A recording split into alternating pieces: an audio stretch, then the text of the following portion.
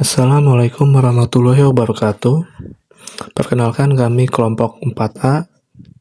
Kami membawakan perusahaan PT Rotan Nusantara Global. Dengan ini kami ingin mempresentasikan pabrik furnitur rotan dengan orientasi ekspor. Ya, untuk tim kami di sini saya Atala Dava Herliana Febrianda dengan NIM 2304111047. Perkenalkan, nama saya Afif Fikrianto dengan NIM 2304111038. Nama saya Muhammad Faiz Wiratama dengan NIM 230411055. Perkenalkan, nama saya Muhammad Zian Rehan dengan NIM 2304111036. Baik, di sini ada latar belakang dan peluang pasar. Yang pertama, pasar furnitur dunia tumbuh 3,5% per tahun mencapai 780 M US dollar pada tahun 2027. Yang kedua, tren eco-friendly rotan makin diminati negara Eropa dan Amerika. Yang ketiga, ekspor Cirebon melonjak 52,7% pada tahun 2023 sampai 2024 dari 102,79 juta US dollar mencapai 156,97 juta US dollar. Yang keempat, permintaan tinggi seperti negara Perancis, Belanda, Spanyol, dan Timur Tengah. Yang kelima, masalah pabrik besar, kaku, MOQ tinggi, sulit melayani pesanan custom kecil menengah, peluang besarnya bagi pemain baru yang fleksibel dan berkualitas. Selanjutnya yaitu profil PT Rotan Nusantara Global yang berlokasi di Kecamatan Plumbon, Kabupaten Cirebon, yaitu jantung sentra rotan nasional. Pasarnya yaitu ekspor 70% dan domestik 30%. Pasar ekspor kita menuju ke negara Eropa dan Timur Tengah. Produk yang kita hasilkan yaitu furnitur rotan custom yang berstandar kualitas Eropa. Keunggulannya MOQ fleksibel mulai dari 10 unit, desain eksklusif dan ramah lingkungan. Dan kita memiliki 39 tenaga kerja, 30 pengrajin ahli, ditambah 9 staf profesional. Selanjutnya ada aspek non-finansial. Pertama ada analisis kompetitor. Kompetitor yang pertama adalah PT Moldia Furnitur. Kelemahannya tergantung program binaan dan keunggulan perusahaan kami mandiri dan profesional. Kompetitor yang kedua ada CV Nagam Rotan. Kelemahannya kaku volume besar dan keunggulan perusahaan kami MOQ fleksibel. Dan kompetitor ketiga ada CV Sipta Abadi. Kelemahannya brand rendah dan keunggulan perusahaan kami branding internasional. Dan yang terakhir ada pengrajin kecil. Kelemahannya kualitas inkonsisten dan keunggulan perusahaan kami standar ekspor yang bersertifikasi. Nomor 2 ada Business Model Canvas atau BMC, 9 elemen terpadu, segmen importir Eropa dan UEA, proporsi nilai custom premium, saluran pameran, ditambah Alibaba.com, dan struktur biaya terkendali. Oke, saya akan lanjutkan di slide berikutnya di poin ketiga, yaitu ada lingkungan internal dengan metode SWOT. Di sini ada kekuatan dan kelemahan. Yang pertama itu lokasi di sentra rotan itu kelemahannya brand baru. Yang kedua kekuatan pengrajin ahli anyaman Cirebon itu kelemahannya modal terbatas. Terus selanjutnya ada MOQ fleksibel. Kelemahannya itu perlu sertifikasi SVLK dan ISO. Selanjutnya ada kekuatan kualitas finishing ekspor. Kelemahannya itu sistem informasi masih dasar. Dan selanjutnya poin keempat, lingkungan eksternal. Di sini ada peluang dan ancaman. Peluang pertama itu ada ekspor naik 52,7% dengan ancaman persaingan Vietnam dan Cina. Peluang kedua itu tren eco-friendly dengan ancaman fluktuasi kurs dan tarif energi.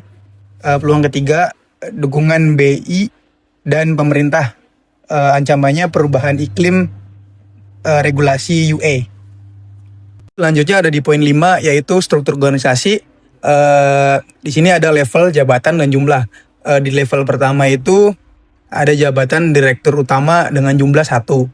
Lalu di level 2 itu ada 3. Yang pertama itu manajer operasional jumlahnya 1. Lalu manajer keuangan dan administrasi itu 1. Lalu manajer pemasaran dan pengembangan bisnis itu 1. Lalu selanjutnya ada di level ketiga ada 8. Yang pertama itu supervisor produksi jumlahnya 1, Supervisor itu supervisor QC jumlahnya 1, kepala gudang dan logistik 1, staf keuangan 1, staf HRD dan umum 1, sales export itu ada 2, lalu digital marketing ada 1, dokumen ekspor 1. Selanjutnya ada level 4 dengan jumlah 1, yaitu jabatannya pengrajin rotan dengan jumlah 30. Jadi total semuanya itu 39 tenaga kerja. Oke, selanjutnya ada di poin ke-6, yaitu proses bisnis dengan metode SIPOK. Di sini ada supplier, proses, dan customer. Untuk suppliernya pengepul rotan, prosesnya di pengeringan, pengukusan, pembentukan, finishing, lalu pengepakan. Di customernya itu ada importir LN. Selanjutnya poin ke-7 yaitu sistem informasi. Ada fase, waktu, dan sistem. Fase pertama itu dengan waktu 1-3 bulan dengan sistem Google Workspace. Yang lalu fase kedua itu dengan waktu 4-6 bulan akurasi online, HubSpot, CRM. Dengan fase ketiga dengan waktu bulan 7 sampai dengan bulan 12 itu sistemnya sensor energi IoT. Lalu fase keempat itu dengan tahun kedua itu sistemnya Odoo ERP mini. Lalu selanjutnya poin ke-8 yaitu inovasi dan pengembangan produk. Di sini ada 3 tahun, yaitu tahun pertama 2026 dengan pengembangan produk koleksi Java Heritage. Lalu tahun kedua yaitu 2027 pengembangan produk Dessert Bloom. Lalu tahun terakhir 2028 itu koleksi Zen Living. Oke, selanjutnya strategi pemasaran. Saluran apa yang bisa digunakan dalam strategi pemasaran ini? Yang pertama adalah ekspor B2B. Yang biasa dilakukan itu di AFX, Index Dubai, Alibaba, atau BC Dagap. Lalu di domestik B2B seperti showroom, desain interior, dan yang lain-lain. Lalu juga ada B2C secara digital, marketplace, Instagram, dan TikTok.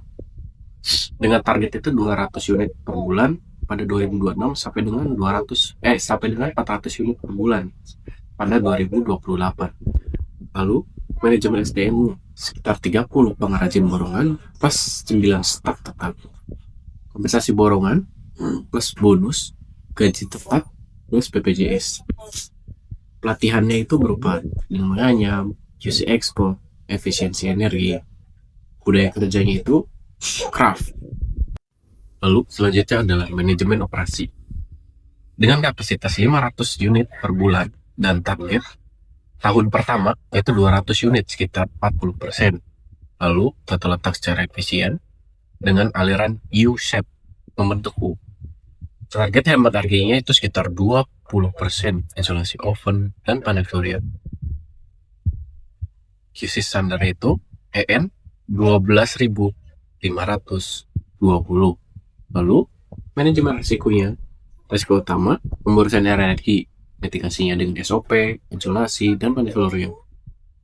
Lalu ada kemungkinan kelangkaan rotan diantisipasi dengan multi pemasok dan stok pengaman.